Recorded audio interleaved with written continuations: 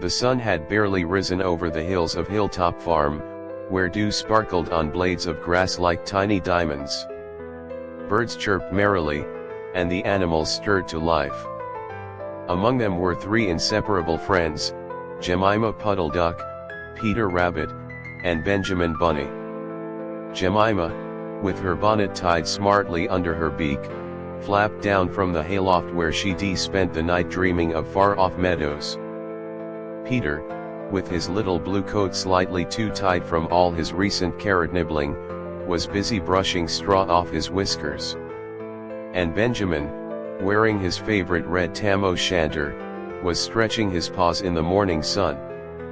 Today wasn't just any day, it was Adventure Day.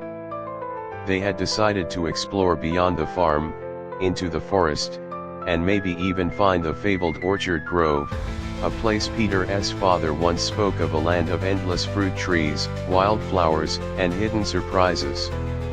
"Ready?" Peter asked, puffing up his chest. As ever, Jemima quacked, her eyes sparkling.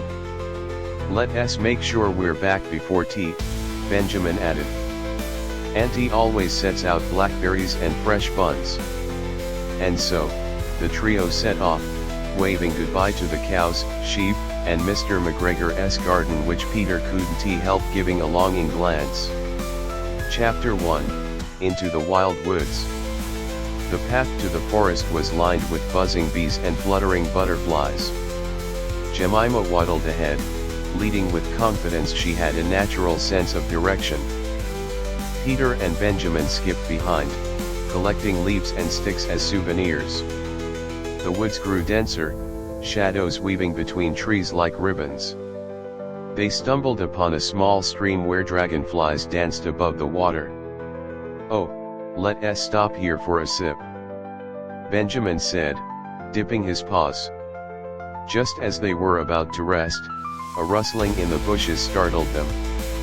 Out popped a small, prickly creature, Hedge, the young hedgehog. "Oh, it's you three," Hedge mumbled sleepily. "Off to Orchard Grove, are you?" "You know it?" Peter asked, ears perking up. "Sure do," Hedge said, yawning. "Follow the old hollow tree, then head toward the Singing Stones. But beware, the Fog of Forgetfulness lies near the Marshy Hollows." "The what?" Jemima asked, blinking. "The fog. Step inside, and you might forget why you came." Hedge shivered, then turned, and trundled off. The friends exchanged glances. "We'll be careful," Peter said bravely. Chapter 2, Marshy Hollows and the Fog of Forgetfulness. Following Hedge's directions, they found a hollow tree, twisted and ancient. From there, they reached the Marshy Hollows lowland wet with puddles and reeds. A light mist began to curl around their feet. "The fog," whispered Benjamin. "Quick! Stay close and think of happy things," said Jemima, lifting her wings and pulling them into a huddle.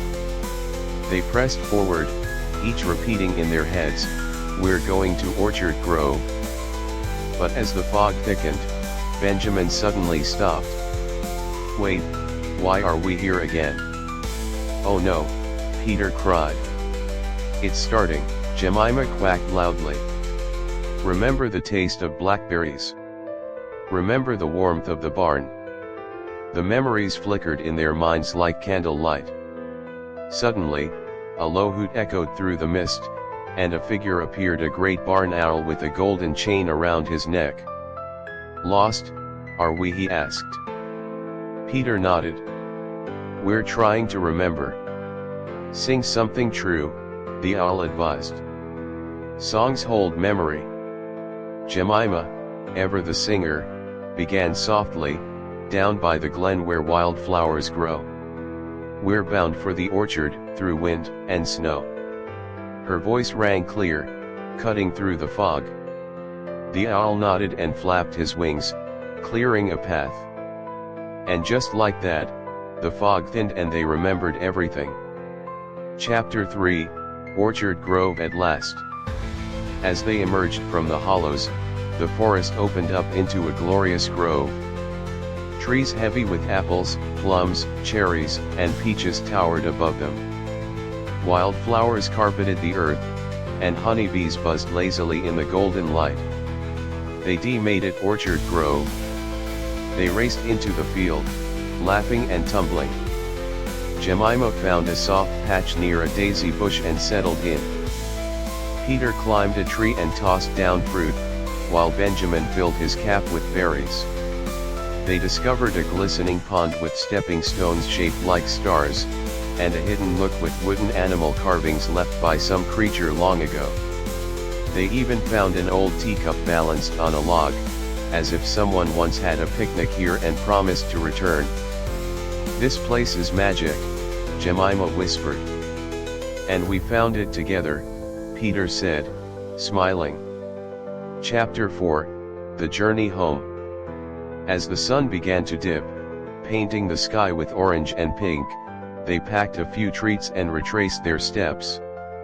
This time, the fog didn't bother them. They had their song, their friendship, and their memories.